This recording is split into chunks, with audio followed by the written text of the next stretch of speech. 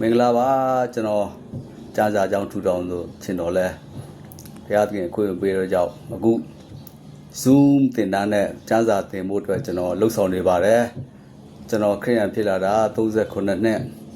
အခုအသက်က89နှစ်ထဲမှာဆိုတော့ကျွန်တော်ဘုရားသခင်အကြောင်းသိခဲ့သမျှကိုတစ်စိလက်ကံပေးနိုင်တဲ့သူများကိုပြန်လဲလွှဲပြောင်းပြီးတော့သင်ကြားပေးလို့ရတဲ့ကြောင့်ကျွန်တော်ရဲ့ Zoom သင်တန်းကိုလာခဲ့ဖို့ဖိတ်ခေါ်ပါရခင်ဗျာဓမ္မမိတ်ဆွေများအားလုံးဘုရားသခင်ကောင်းကြီးပေးပါစေဒီမှာ Zoom ID နဲ့ password ကိုပေါ်ပြပေးပါတယ်စေနေ့မနေ့တိုင်းမနေ့9နာရီ10နာရီလောက်ပဲသင်ပါတယ်ခင်ဗျာ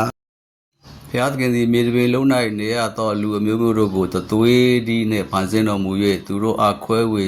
စီမံသောကာလအချိန်နှင့်သူတို့ဤနေရာအပိုင်းခြားတို့ကိုမှတ်သားတော်မူ၏တဲ့ဒီကြမ်းကြက်ကိုကြည့်လို့ရှိရင်လူတွေကလကဘာတီရောက်နိုင်မလားအင်္ဂါဂျိုတီရောက်နိုင်မလားသူတို့နေရာအပိုင်းခြားကိုမှတ်သားတော်မူပြီးသားဖြစ်ပါတယ်နောက်ဆုံးနေ့ချိန်ကရောက်နေပါပြီ